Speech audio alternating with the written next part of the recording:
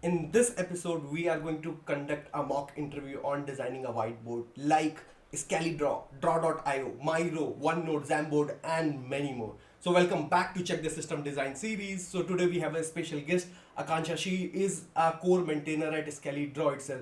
So, we are fortunate to get an opportunity to learn from her how to basically what is the thought process basically behind designing a whiteboard, what are the things need to be considered while making a tech choices, implementation, performance, and security, and a lot more. So keep watching this episode till the end, and before you move on, hit the subscribe button. Today we have a special guest, Aakansha. She's a core maintainer at Excalidraw. We are glad to have you. Let me talk about her journey. She started with a problem curator. She actually did the development and then become an open source, and definitely she's working at a Excalidraw, right? So we are glad to have you over here, and I'm literally glad that you actually said yes for the Check the System Design series, and definitely I believe the today audience is going to learn a lot from you. Not limited to that, I just let me tell about the Aakansha. She's also a speaker at multiple forums like React India, React Conf, React Next, and whatnot. Okay, let me allow Aakansha. Would you like to tell about something about yourself? Hello, Chirag. First of all, thank you so much. I'm super glad to be here. And I think this is like the first podcast or mock interview session which I am going to have. So it's really special again for me. And I'm really super happy to be here. And I hope I can deliver some content which will be helpful for the users. So we're really excited and looking forward to it. Definitely, it is going to be helpful. So any guesses? Any guesses? What sort of mock basically we are going to have today? Any predictions? No, not really. You didn't tell me, but yeah, now you can give me some options if you want me to guess. Commonwealth, taxation, or Bangalore traffic? What do you think? What we are going to discuss next? No, Bangalore traffic you want to discuss? Okay, so we definitely have something related to the system design, right? Let's talk further what type of system design we are going to build, and that is definitely going to help the viewer. So let's get started. Okay, let's do it. Let's start with some interesting problem statement. So we are using some we are using Excalidraw, right? And we are going to do some mock. Any prediction, any idea what we are going to do? Not really, but it looks very exciting and you sound very exciting. So let's break that suspense. No, without saying, let's directly jump into that. As you are a collaborator on the open source Excalidraw, then why don't we build something like Whiteboard? Let's dive into that. Let's design Whiteboard like, you can say Excalidraw, it can be Miro, it can be any Figma related, right? So this is what we are going to do today, and we are going to basically design the system design at a high level. Okay, great. This sounds really exciting. Okay, so how do you feel talking about whiteboard? Yeah, this is really awesome. This is really awesome. I wasn't expecting this, and it's like doing this mock interview about whiteboard in whiteboard itself. So we are going to design a whiteboard in the whiteboard itself, Excalidraw. So that's really great. Yep. So let's get started. Okay, so we have to design a whiteboard. So let's discuss about the requirements first. I think we can split it into functional requirements, which are basically the product requirements, which we want to build for the user. So when I think about the functional requirements, I think the first thing which comes to my mind is the user should be able to draw the shapes. So I think that is the first things. And then it should be maybe updating some properties like, background, and then maybe text, something like things like that. Then I think it should be user should be definitely able to select the shapes. Yeah. Moving the shapes, of course. And what else? Resizing is important again. And probably, yeah, zoom in, zoom out as well. Sounds fair. Yeah. And What else? Yeah, maybe rotation if Mhm. needed, rotating a shape. And once I'm able to draw some mockups, I think with these things I'll be able to draw the mockups. So probably after that, I would like to save those mockups somehow. So I think I would like to save it in my system itself. So maybe some way to save in a file, or maybe save as image or SVG, something like that. Mhm. So I think that is one more thing. And I think last is collaboration, of course. What That is we are the doing most right now. important part. That is, I think, the most important part. So yeah. Cool. So I I think, like yeah, the way you have portrayed this in terms of first creating the whiteboard, all the properties, all the essential things that we need in terms of the whiteboard. Then the way you structure in terms of you can export the file, you can use that file again, you can export the file as like PNG sort of thing, and the collaboration. I like that. Go ahead. Yeah. yeah. So I think this looks like a good product requirement. Now I think let's discuss about some non-functional requirements. Mhm. Um, so let me just put it here. What So I think persistence is really important for users. Mhm. So I think persistence, like it could be some server, it could be even your local storage. Mhm. It could be like IndexDB, wherever you want to save it. If it's completely on the browser, then IndexDB local storage works. And if you want to have a permanent storage, which will be needed if you are doing collaboration, for example. Mhm. So then you need to use some server for that. So that is one thing. Then I think performance of the app also matters, Mhm. so that we don't hit the bottlenecks when users have like huge drawings in their mockups. And after that, I think if we are saving the data somehow, Mhm. security will also be important for the data, Mhm. so that the users can trust your app, Mhm. that their data is actually safe. So maybe you might want to add some security on top of it, some encryption on top of it, so that depending on how you are actually developing it, whether you are storing the data on the server, or if your server is actually seeing your data. So those things matter when you are actually developing this, when you are actually adding security on top of it. Mhm. So that is also important. And after that, I think one important point, it should be responsive. Mhm. This would be great to have it from the beginning, so that it works on all the devices. Mhm. So this is I think a very important point as well. And after that, I think this pretty much covers whatever functional requirements I can think of right now. Okay. And I think, yeah, we can add Yeah, more I think as we. this is good, and the core piece of the non-functional requirement that is required for any of these whiteboard. So I like Yeah, these couple of things which I like this persistent, because I have faced this problem in past personally, when like I used some whiteboard, drawed something, and finally when I came back, it was all gone, and I was like, dude, I made effort. Where are those designs, right? And security yeah, that you brought, I think we will dive into this in going forward. But yeah, these are some cool yeah, things that you have listed. Yeah, yeah. I think we should move ahead to the next part of it. Like what about the tech stack?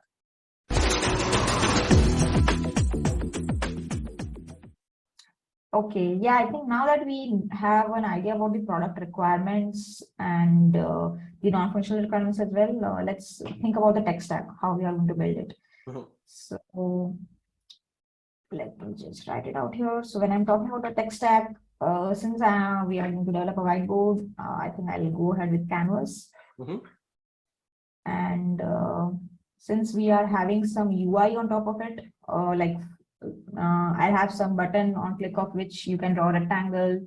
Let's say you can draw a line, you save to a file, you zoom in, zoom out. So those interactions will be there as well. So, and it can it can add more functionalities with time. So maybe some library or some framework I would like to use, like React, Vue, or maybe Angular, like whichever you want to use there. Mhm. So that is also something which it's better to decide upfront. And then I think we need to compress the data as well when you are saving it. So maybe some compression library I can use here. for that, so I don't have to worry about it. And I think, yeah, I think other than that, I think it's mostly around if I'm using the local storage, I'll use those APIs. If I'm using DSDB, I'll use those APIs, and those things will come into the picture, I think, as we develop the app. Okay. So I think, yeah. So you used Canvas, right? So do you feel there are other options as well instead of Canvas, like because we are playing on the web, right? So there are other options as well. Like, can you talk about them? Have you explored those options? So I think Canvas is there, and I can talk about, like, there is this Canvas and there is this SVG as well. There are these two things which you would mostly find out in the drawing apps. Canvas and SVG are the two approaches I can think of. And there are pros and cons for both the approaches, I would say. So let's a little bit talk about like what are the pros and cons. So I think when you have huge elements in your drawings, in that case, what happens is, since your SVG is actually on the DOM, so in that case, your DOM will be pretty heavy, right? Because you have, like, let's say, hundreds of elements, the DOM, and they are on the DOM. So in that case, you will have to either, unless and until you have some optimizations, which actually takes care of not showing the elements which are in the viewport, which are not in the viewport. As long as you can take care of that in SVG with the help of, let's say, intersection observer, for example, which will make sure that whatever elements are in the viewport, those are only in the DOM. The rest of it are actually removed. Then in that case, it's okay. But otherwise, this is not something which I need to worry when I'm using Canvas. So I'll say that Canvas actually is better than SVG in that case. And for this one, for the next thing, when it comes to implementation, in some cases, I think SVG is better. Say, let's say if I have something like sticky notes feature, where, let's say, for example, if I have this rectangle and I'm typing something here. Now you see that when I'm typing here, if you talk about SVG, you can interact with the CSS, right? You can use CSS on it. So I can directly say that this content should not go out of the bounding container. You can just wrap it. You can just use the CSS for it. But when it comes to Canvas, since this is not really on the DOM, I will actually need to write an algo which makes sure that when I'm typing it, this lines actually wrap to the next line. They don't go beyond the width of this container. Algorithms in college times, but how word wrap actually happens. This is exactly an implementation of that. But when you're typing, you actually make sure that it doesn't go beyond the container, so you wrap it to the next line. And when you are resizing or doing any kind of stuff, you have to make sure that the algorithm actually takes care of wrapping it correctly. So in this case, I can, like, it's with SVG, it would have been like a very small change, like I can just do it with the CSS. So in this case, SVG will definitely win over Canvas. And so basically you get a lot of power of CSS basically when you play with the SVG, but Canvas is something you lack on. Canvas is just with JavaScript. You don't have the option, of course, because it's not there in the DOM. So and I think one other thing which I can think of is since it's on the DOM, so all the elements will be in the DOM. So you might even add the event handlers to SVG. For example, let's take this as an example, this box as an example, and I'm moving it, right? So you might just add an event handler to drag or do, like, control the like when you are clicking on it, those kind of stuff. You can just add the event handlers to the SVG. But in the Canvas, you cannot do that because it's not in the DOM again. So you will have to find out where the user is actually hitting on your canvas. What is the point where you are actually hitting on the canvas? So in that case, here there is a differentiation. Like if you end up adding event handlers to all your elements, it's going to just kill the DOM. But parent container, and it will then take care of making sure that the actual element is hit. But still, in this case, I feel SVG, like in this case, I still feel that Canvas will be better, because you are still adding a lot of event handlers somehow, where it might actually affect your performance to some extent. So, and yeah, I think one more interesting part is that it's very easy to embed the videos or iframes in SVG. and it's very tricky in Canvas. So in this case, of course, your Canvas I see SVG will SVG is a win-win situation in couple of the places, but still we wanted to go with the canvas, right? Yeah, the main part why actually one last point I would like to put is, since Canvas is basically the out-of-box API which JavaScript is giving you, it's pretty much very easy to draw anything. Like you can pretty much draw anything with the help of Canvas. You have control. the Yeah. Yes, you can pretty much draw anything. It's easy to draw anything when you are actually using Canvas. So in that case, I can say that Canvas has more weight than SVG.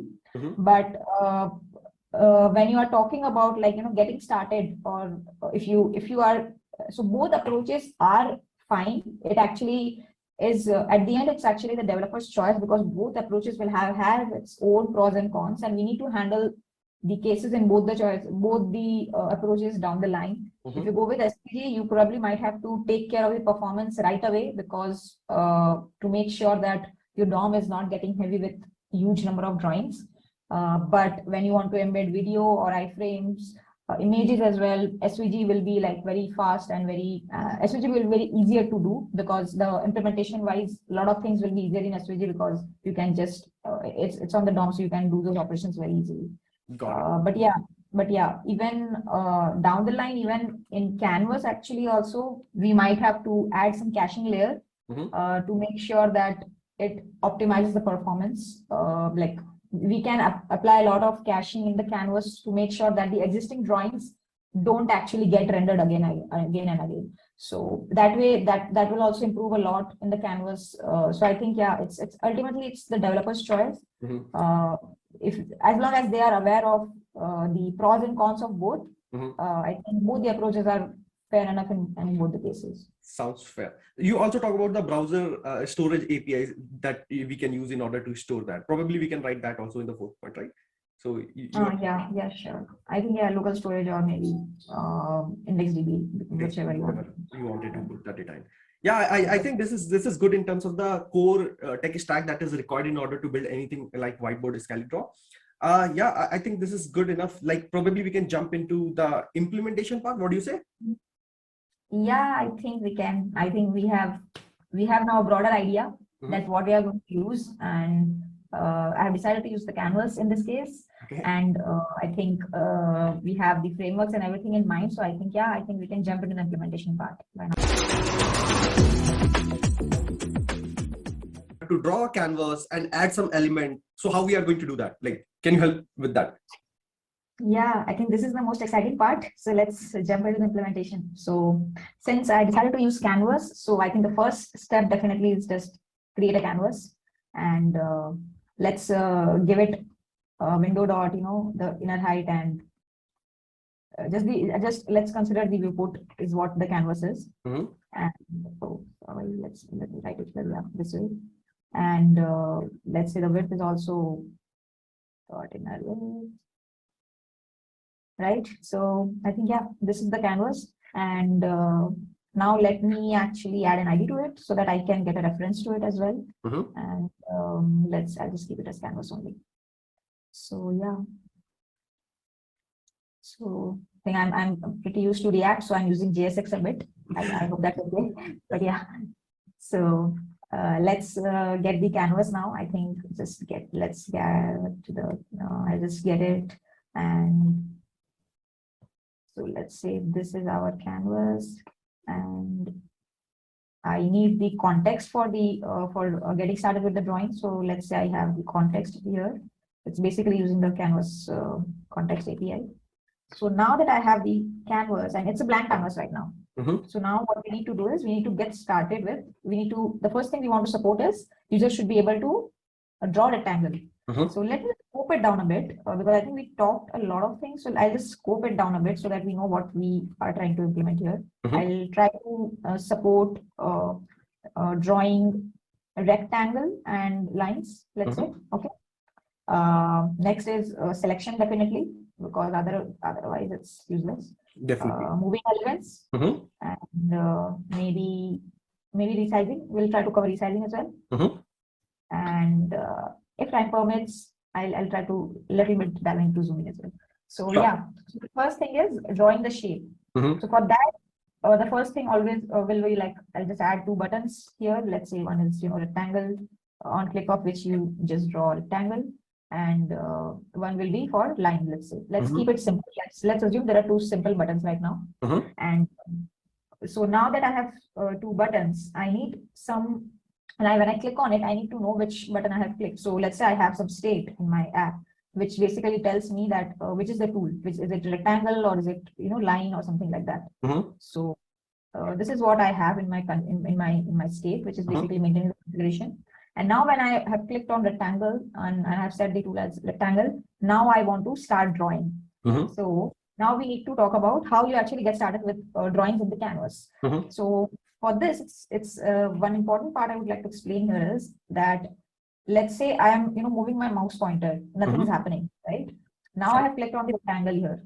Okay, and now I move my mouse pointer, nothing is happening. But when I press the pointer and then I start drawing, that's where the drawing starts. Yep. So in this, it means that I need to listen to the pointer down event first. Got it? Let me just change the color a bit. Because when this event occurs, and after this event occurs, and if my tool is rectangle in that time, which means that the user is actually trying to draw a rectangle, probably. That is the user what is trying to do. So after this, I need to listen to the pointer move event, because I will be moving the mouse pointer and then that is what I'm trying to draw, right? So only after listening to pointer down event, I'm going to listen to pointer move event right after that. And pointer up is basically for the cleanup, like removing those event listeners, like because I'm adding the pointer move after pointer down. So I'll be removing those event listeners in the pointer up range itself. Sounds fair. Yeah. So in the pointer down event, I will be getting the origin, the starting chord, right? So let's say it's some pointer down X and pointer down Y, which is basically the client X and client Y of the of your pointer down event. That is what I'm talking about here. So I have exactly this point which I'm talking about here, this XY which user has started with, like where he put the mouse. Now when I'm moving the mouse, I will be getting the in that pointer move event handler, I'll be getting those events as well, right? Yep. So I'll be listening to this and I'll be getting those the coordinates here. And now what I can do is I can start drawing with the help of the drawing APIs which Canvas provides. So I have the context here. What I can do is, let's say I have some function, let's say draw rect or something like that. And what it will do is I'll pass it the coordinates x1, y1, and x2, y2, right? These coordinates I have. So this is what I'm going to pass here. And once it has that, what I'm going to do is I'll just call the Canvas API to fill the rectangle with x1, y1, and the width will be what? X1 plus x2 is actually the width, because that is extreme coordinate. This coordinate is what I'm talking about.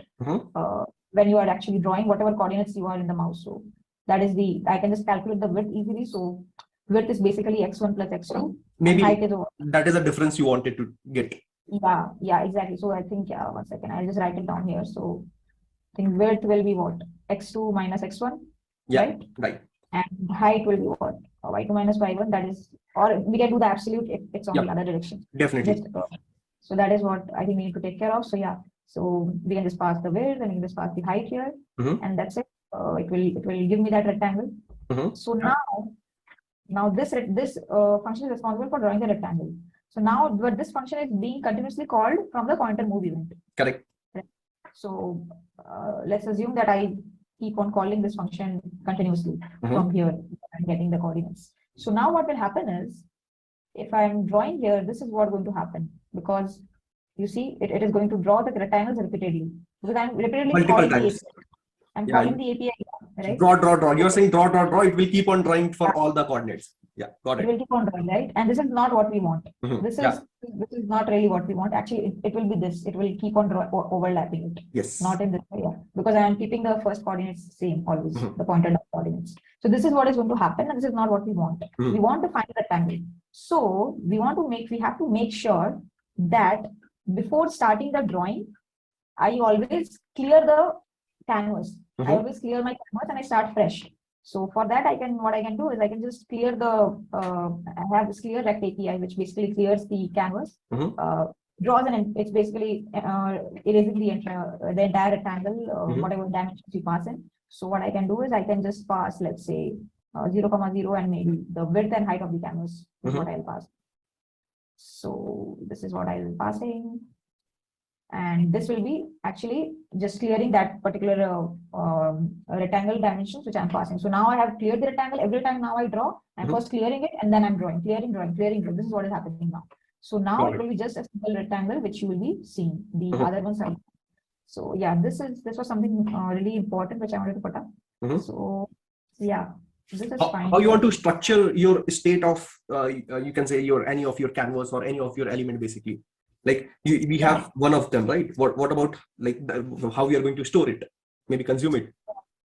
Yeah, let's talk about that. So now that we have started drawing the rectangle, and now we want to also save the data, like we want it to be in the local storage or wherever, but we still want to save the data and we want to make sure that your canvas has all the drawings. So let's talk about a little bit about the element structure. Now I can see you are able to draw that, but again, as you said, you have to always clear up the previous rectangle in order to basically draw the new one. So do you really want it to draw every time, like say suppose there are multiple rectangle and multiple elements or they are canvas elements, right? So every time you're going to redraw, I think that will be some heavy computation that we have to do, right? So is there any better way to do that? Yeah. So yeah, definitely we don't want to do that. Definitely that will kill the performance.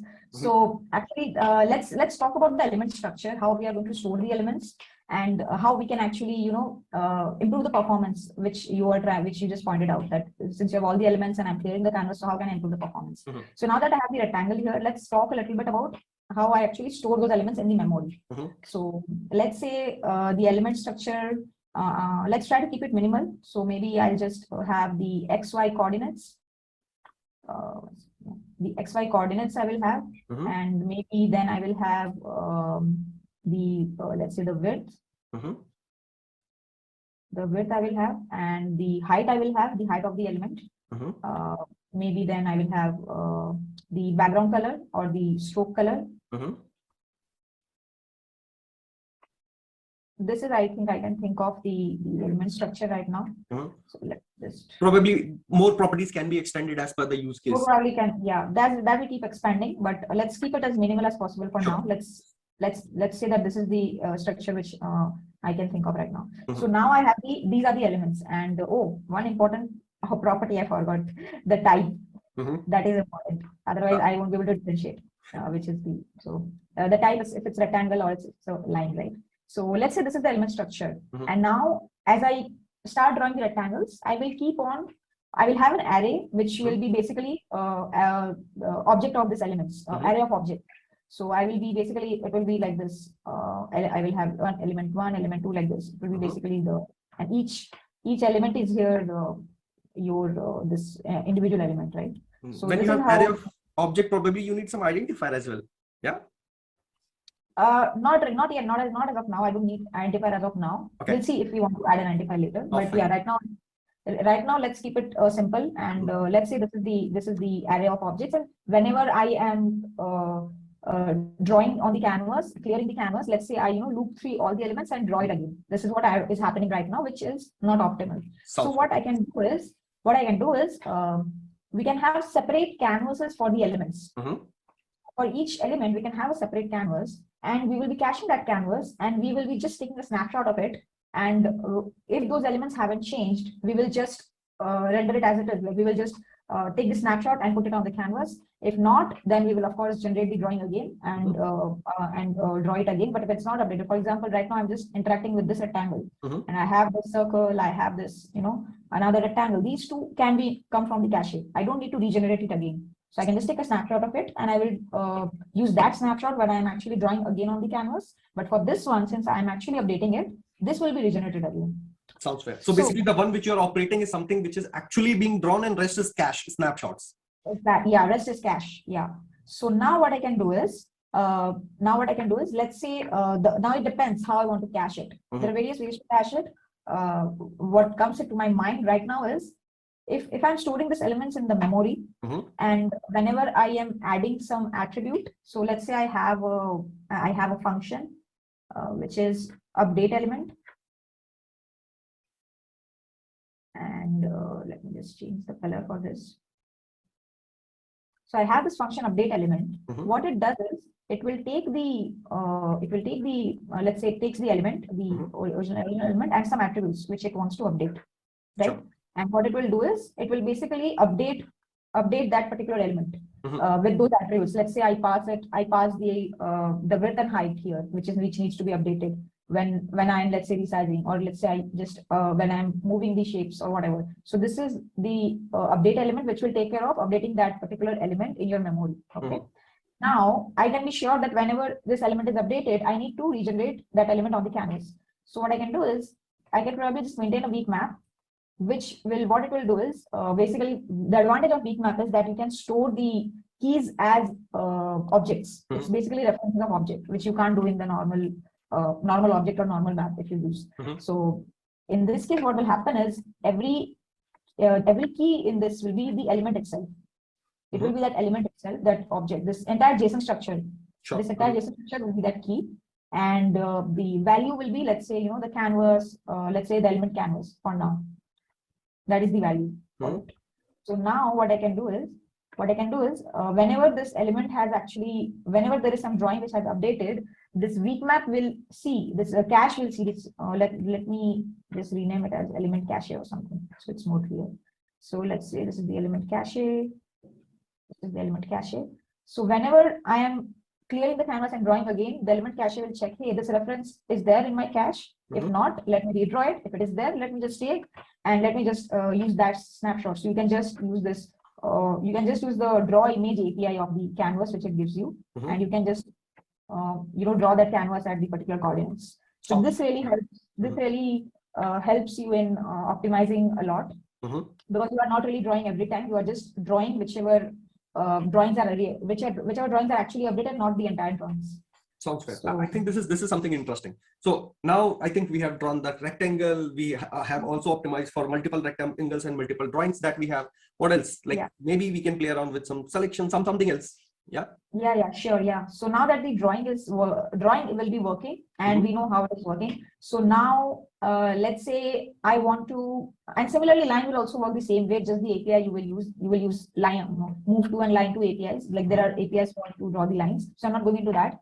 But yeah, so now that we have the shapes, now user will want to interact with those shapes, right? So selection is the next step which user wants to do.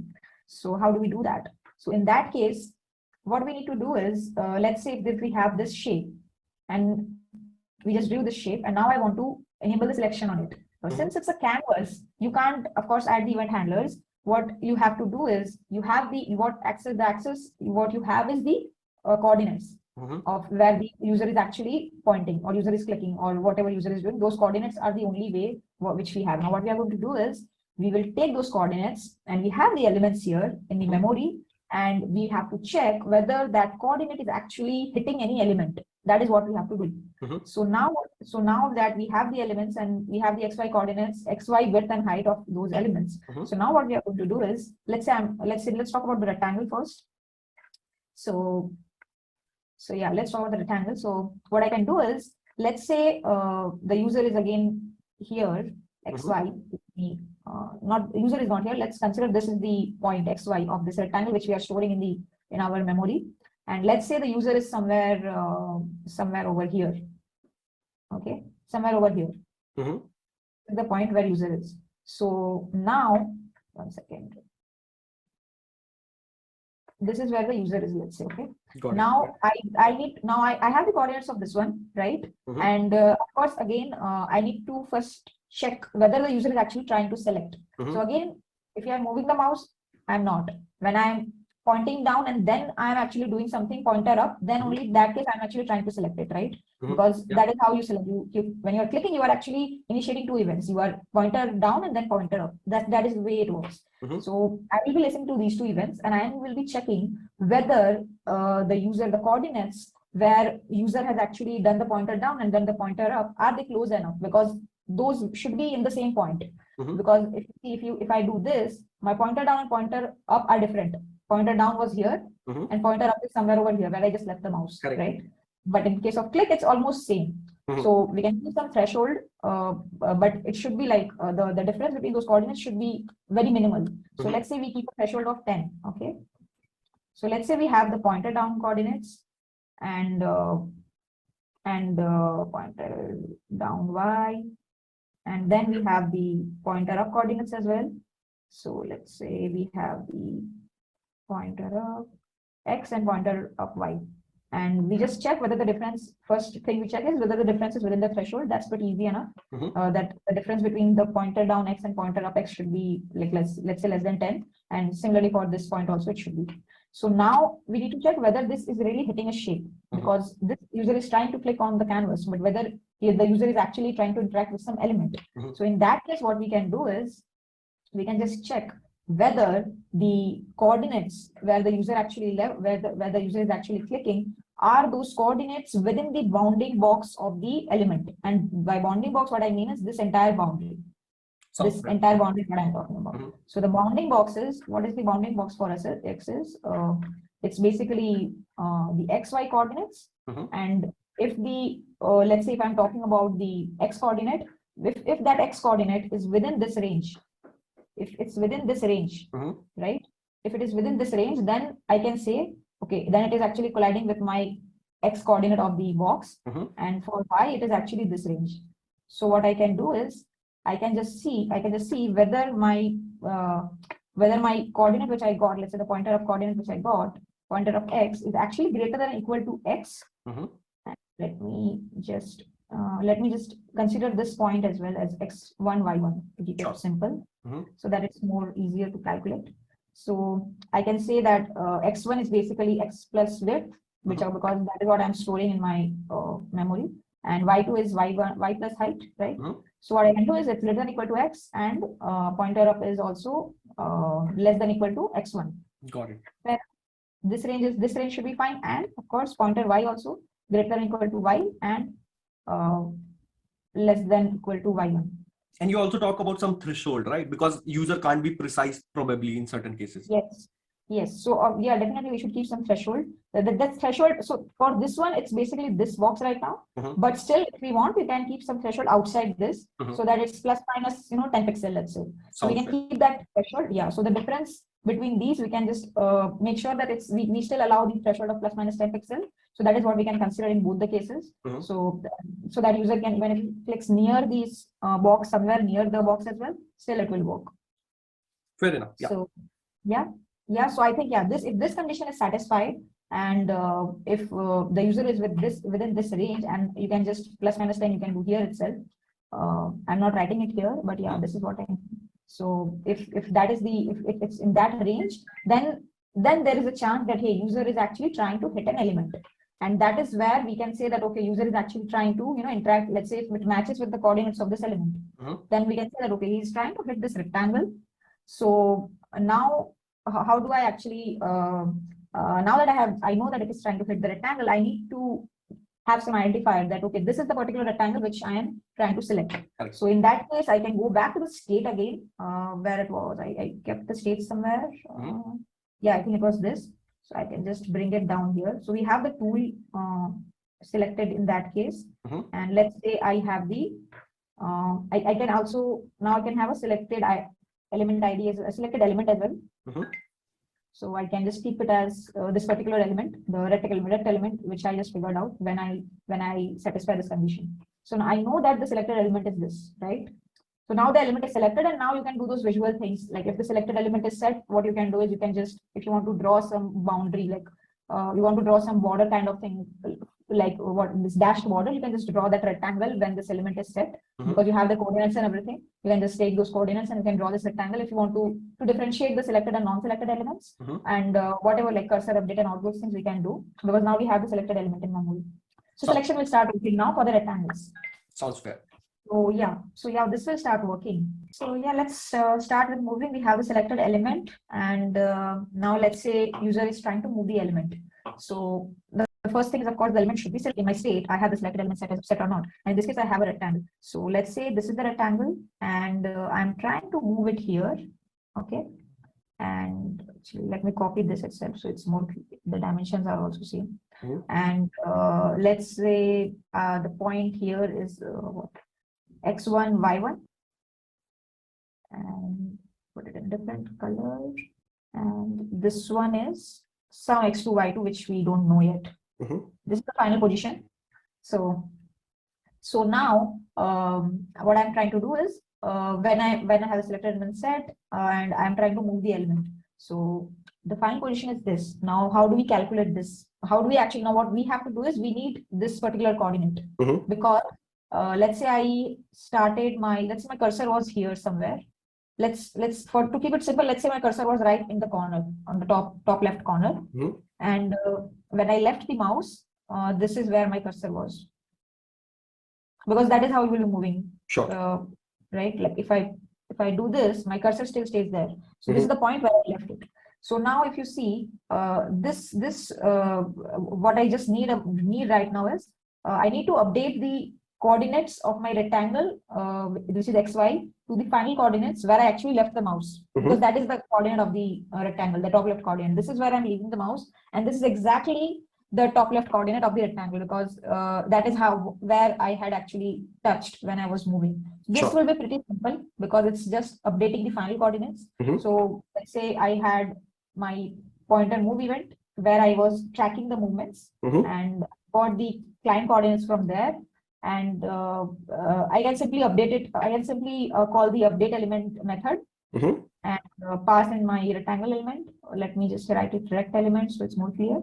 And I'll just pass the new current XY, right? This will work. But if I let's say my cursor was somewhere here, somewhere over here. Correct. Right. And this cursor now moves over here somewhere. Somewhere over here it will move, I think. Yeah. Yeah. In this case, if I update the position of the rectangle to be this coordinate, then the rectangle tip will move here, right? Correct. So it will be something like this part, which is wrong. This is not what I want. Yes. Right. My rectangle should be there. My cursor should be here. That is the expected result. So in this case, we can see that there is some gap between the actual coordinates and the final coordinates where I actually left the mouse. So in this case, what I need to check is what is the delta between the previous pointed down coordinates, which is this one and this one. So the delta in this case for X is this part. Correct. Right. This is good. Now the delta for Y, because this is where, let's say this is my exact point. So the delta for Y will be somewhere around, let me just extend this one. So this is the X one, right? So it will be somewhere around from this point to it came to this point. So this distance, I think. Yeah. If I consider the vertical direction difference. Yeah. If I consider this as the center of the coordinate, center of my new point. So this is the approx distance, right? And now if you notice this top left coordinate of this rectangle also has moved by exactly this distance. If you notice that this part, correct. Right? This, if you see, it's exactly almost the same distance, because it's right now like I'm drawing the diagram, so it might look a little bit here and there. But if you imagine, it's exactly the same distance with which this my mouse coordinates had shifted, right? And if I see for the Y as well, it's approximately the same distance here, right? As this one. So in that way, what I can do is I just need to know the difference, the delta, with which, instead of updating it with the final coordinates with which I left the mouse, the pointer up, where I was not the pointer up, let's the pointer move, because I'm still moving it. So the pointer move, the current X and current Y, instead of updating my element with current X and current Y, I can actually calculate the delta. So the delta will give me the exact coordinate with which my new rectangle position should be updated, right? Sounds fair. So let's say the previous one was, I think I have already pointed down X coordinates and Y coordinates. So the delta X will be what? Pointer, and always I need to take the absolute value. So pointer down X, and what it is, current, let's say I'm moving down. So I just do, to keep it simple, this way, delta X. And what is the delta Y? Delta Y is what? Current Y minus pointer down Y, right? This looks simple. And this is the delta we have got. So now we can just update the positions of the new we can get the new coordinates. So it will be what, x1 plus delta x, the new one, x2 will be, and y2 will be what, y1 delta y plus delta y, right? So basically all the coordinates, all the points of that rectangle are going to shift with the same delta, basically. Yes, yeah, that is what is happening, right? That's what is happening. So yeah, that's that. So it's very, now it's clear that this is basically what the new x2 and y2 is. Correct. It's y2 actually. I'll just write it y2. Yeah, right. Because all the points are shifting. We just saw that all the points are shifting by the same delta. Yeah. So it's pretty easy to calculate here. So now the elements will start moving. You can actually now play around moving the elements. It starts working, and you need to just update it according with the help of this delta, and it will work. The top left coordinate is now calculated correctly. So now the moving is also done. It pretty much starts working. So now let's talk a little bit about resizing. So resizing again, one of the important things. If you are building a whiteboard, users will expect that they can resize as well. Definitely. So let's discuss how resizing works. Let's say I have this rectangle, and let's say I resize it to this rectangle. Sure. Let me increase the stroke of it. Okay, so let me just write the xy for this one. This is the xy for the current rectangle, and let me change the color for this. And my new xy should be this one, x1, y1. Okay, these are the new one. So now what? Now if you see, this is what I'm going to do. You see, I'm exactly going to do this. Yeah, correct. This is what I'm going to do. So I'm just replicated the final position there, and we can actually, let me actually increase this one a bit as well, because I can try to move it this way. Increasing the width as well, and not just the. So let's consider this one. So now if you see let's calculate the displacement. What has happened here? So the x coordinate, if you see, when I am actually here, right? This is where I am. This is where I want to resize. This is the part where this 4 coordinates. Let's consider this 4 pointers: top left, top right, bottom left, and bottom right. These are the 4 places where we want to allow the users to resize. And these are the only 4 points where if the user clicks and if they move the mouse, it means they are trying to resize it. This is what our assumption is, that if the user clicks somewhere on one of the corners of these elements and he tries to move the mouse, it means that he is trying to resize the element from that particular corner. From that particular corner, right? Perfect. Yeah. So first we need to determine that how to actually determine whether the user is resizing. So we know that it is for these 4 coordinates. So let's first figure out what are these 4 coordinates. So if this is xy, what is this one? What point is this one? We have the xy, so we have the width and the height. So this is x plus width, and y is same, right? Yeah. What is this one? X comma y minus height, y plus height. Y plus, yeah. Yeah. And what is this one? X plus width, y plus height. Clear? Yep. This looks fine, right? These are the coordinates. Correct. Now when we have these coordinates, and we know that again, just repeating the same thing. If the user has selected it, the selection is the primary thing. Without selection, we are not going to allow anything. And if the user is actually, again, I'm moving the mouse. This will not resize. I need to press it here, and then I move the mouse. That is resizing, right? Correct. So again, it goes back to the same logic. Pointed down, listen to the pointed down events. And if the selection element is set, and if the user has triggered the pointed down event, and after that, if the user has hit this point in the pointed down, this particular point, we know the coordinates for this particular point. So what we need to find is if the user is actually hitting any of the coordinates. So it's pretty much easy for us to find out, because now we can just do a check the similar way what we were doing for the bounding box. When we were doing the hitbox testing for the selection, it was the entire container. Right now, these are 4 small hitboxes which we want to check. And just to have a better experience for the user, let's keep a threshold. So it's not exactly the corner, it's somewhere around the threshold. Let's keep some 10 pixel for that, so that if it is around this corner, like let's say if this radius somewhere around here, plus minus 5 pixels, we will still assume that it's still resized. So let's also consider that threshold. So in that case, if my pointer my coordinates are within this particular range. So what is my range? Let's say my coordinates are current X and current Y.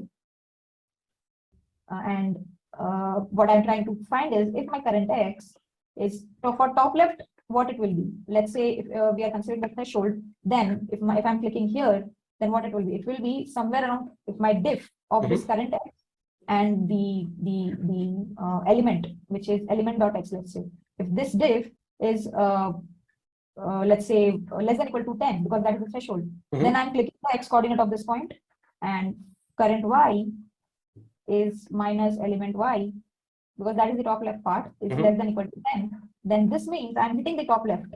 Yeah. This part means that I'm hitting the top left, right? Sounds fair. Yeah.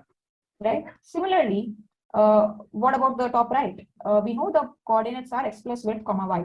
So let's calculate now. What is then how do we find out? It should be similar to the above one. I just need to find the diff between that. So it will be what? My current x coordinate, which is my pointer coordinate, minus the element, the x plus width, that is the top right coordinate, and this should be less than or equal to 10, right? Yeah. This is the x coordinate, and for y again, it will be it's y. So it's we don't need to worry about that one. It's again. So this is what? This is for top right. Top right. Similarly, I think we can have for other two coordinates as well, right? Similarly, it will be, yeah. We just need to find the diff. It's basically if that diff is within this threshold, then you are actually hitting that point, because we are allowing the threshold. So let's keep that threshold. So basically, we are finding the hit box, like we are doing a hitbox testing. If we are able to find out the coordinate, then your funda remains the same that you done for the previous drawing. Yeah, it's the same hitbox testing. What we were doing for the selection, it's the same here as well. It's for 4 small boxes instead of the bigger container. So similarly for these two also, it will be easy to find out. You just need to calculate the diff with these 2 points for the current x and current y, the mouse coordinates, and if that is in that within that range, then it will work. So yeah. So now we know that we can predict that if the user is hitting this particular point, we can predict that. So we know the particular points now. Now let's talk about what happens after that. So once this is done, once we know that user is actually trying to resize. So maybe I'll try to add again here one more case that the resize is actually happening. So maybe I'll try to add here resizing and set it to true in that case, right? Yeah. Because user is resizing, and now the resize is happening. So now if I what to do now? Because now what the user is doing is if he starts moving the pointer, we need to actually resize the rectangle, right? Now we actually need to resize if he's hitting this point. So in that case, as soon as we predict, and you can update the cursors accordingly as well. If you want to show a different cursor, it's like the northeast, northwest, those cursors are there. You just need to style those cursors. So now if I do this, I need to actually update the dimensions of the rectangle. So for that, let's say, let's just calculate. Let's just take the exact same example here. Let's just talk about what is happening here. So in this case, when I'm trying to resize it to this point, let's say this is some x2, y2, this particular point, and I'm leaving the mouse pointer here, right? Or let's say not leaving the mouse pointer. Let's say I'm moving the mouse here, for example. So let's say I'm moving the mouse here, and this is my current x and y coordinates, the current client x and client y coordinates. So now, if you see, this was my this was of course my pointer down here, which whatever it was, previous pointer down was here, because I tried to drag from here itself. So I have these coordinates. I already have these coordinates, and I already have these coordinates as well, because I'm getting it from the mouse journey event. So now what is the displacement in between that? Yeah, your x moved to this factor, and your y moved to the other factor. Yeah. This much distance. Yeah. Right. This is the displacement which we are seeing right now, and this displacement we already know, because we can easily calculate because we have both the coordinates. So now if I see the delta x is how much? It's x2, or I can say the current coordinates. Or let me actually put here a comma b. Let's say. Sure. So it's what x2 minus a. Yeah. Right. Delta y is what?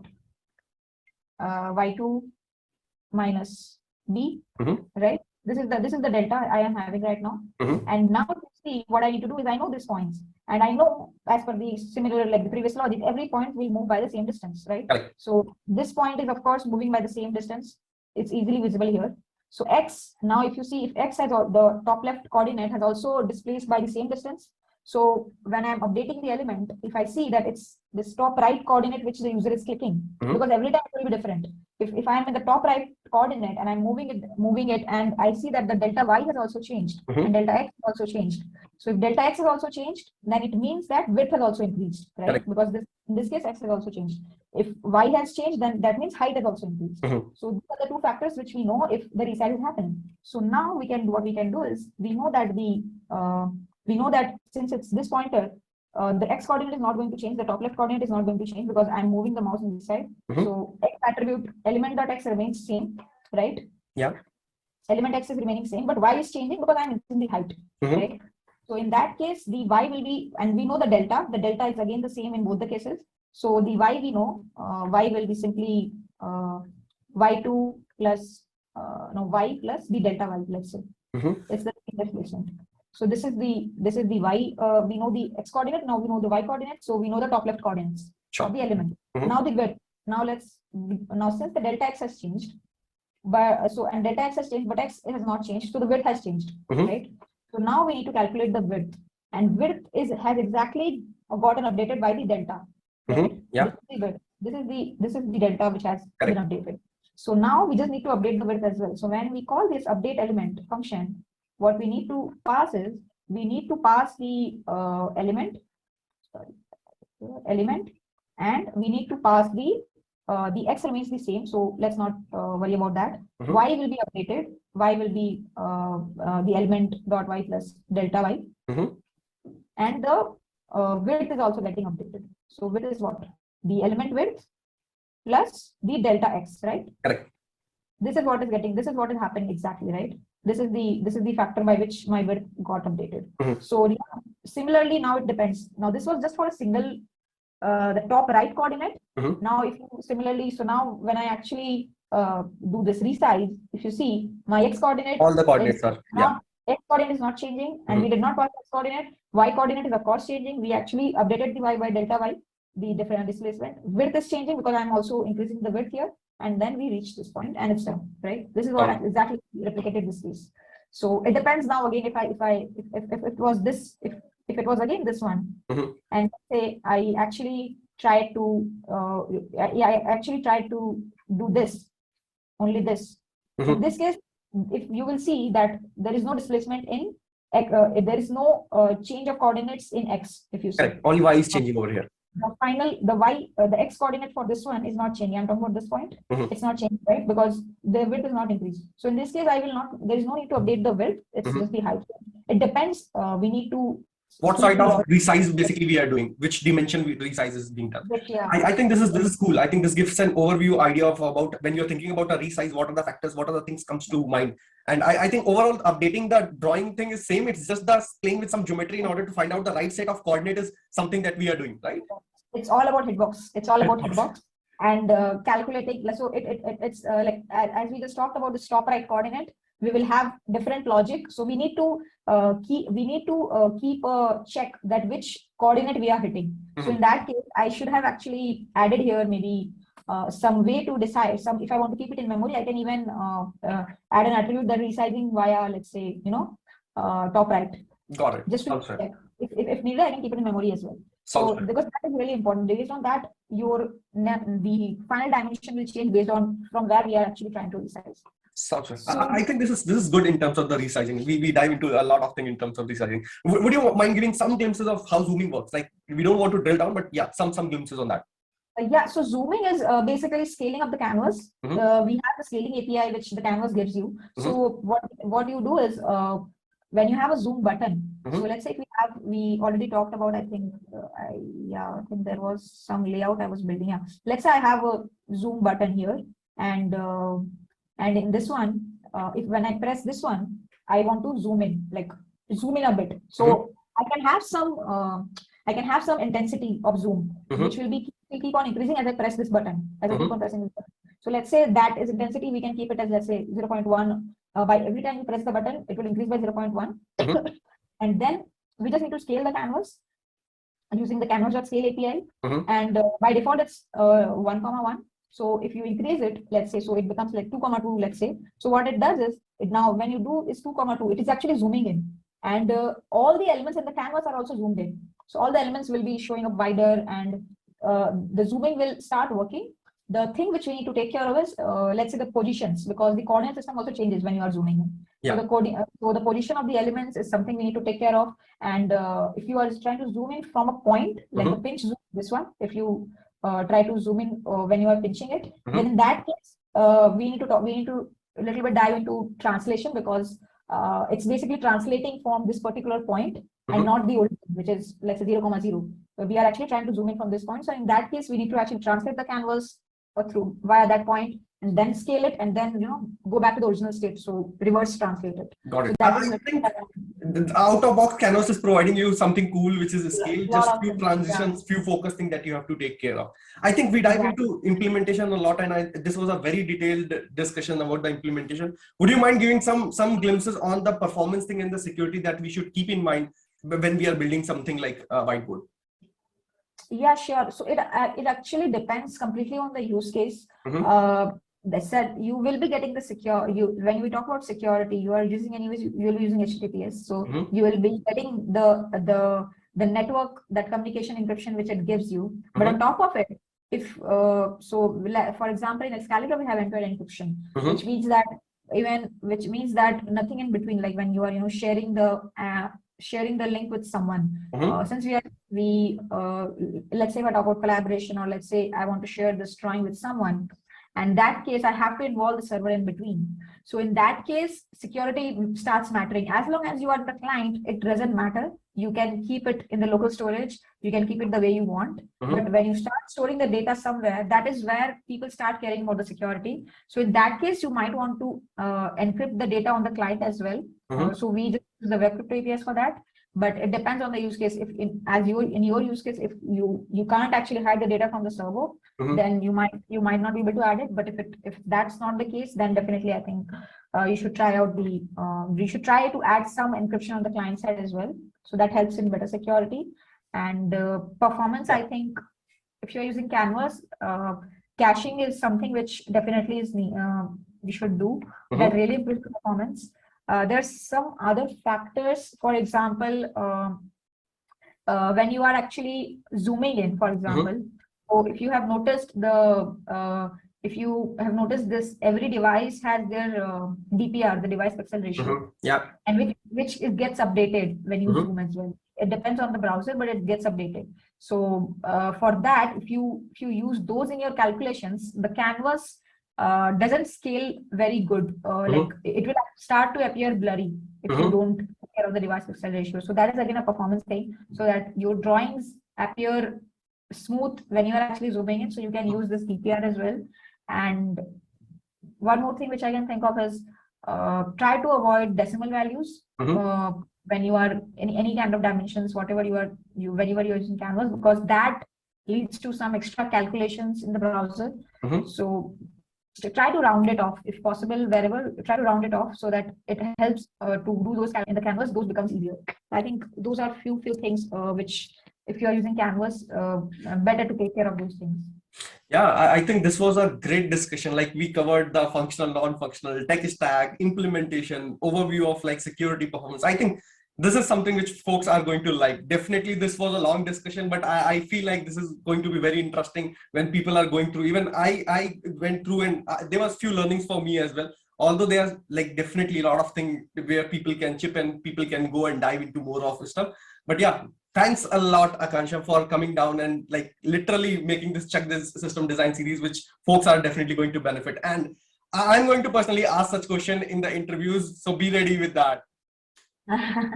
Okay, and I think one thing which we did not cover here is like when you're building a whiteboard, you might want to have this infinite canvas so that user just doesn't have this particular viewport. In that case, you will again need to use those scroll positions as well when you are scrolling the canvas, so that you can determine the exact position in the viewport, because your canvas is infinite. So in that case, we will need to have some porting between the viewport coordinates and actually the element coordinates. So that is again just an additional thing, but I didn't want to bring it in to keep things simple.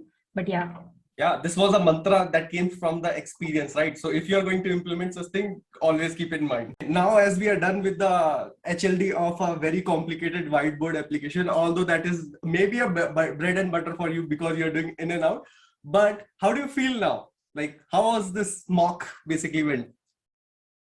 Okay, it was great. I think this was like uh, creating a whiteboard from scratch. We were having these discussions. It was like, okay, now we are actually developing a whiteboard, and it was a great experience for me. So I really loved it, and I hope people, when they watch this, they love it too. I would be really happy if I could deliver some helpful content. So I think, yeah, I'm really glad that I'm here. Thanks, Chirag, once again. Thanks a lot, Akansha, for coming down. I guess people are definitely going to like this and they are going to comment all their views and thought basically. And definitely there will be a lot of requests coming to your head on the Twitter, on the LinkedIn in order to discuss more around the canvas and the whiteboard probably. Yeah, sure. Definitely feel free to reach out to me on Twitter. I'm mostly active on Twitter than LinkedIn, but feel free to reach out to me. And yeah, if this whiteboard interests you, and if Excalidraw interests you, then you can help us and improve it as well. So yeah. I hope you learned something from this episode. So, let me know in the comment your thoughts, your questions, and anything that you wanted to cover in upcoming episode. So, keep watching Check the System Design series.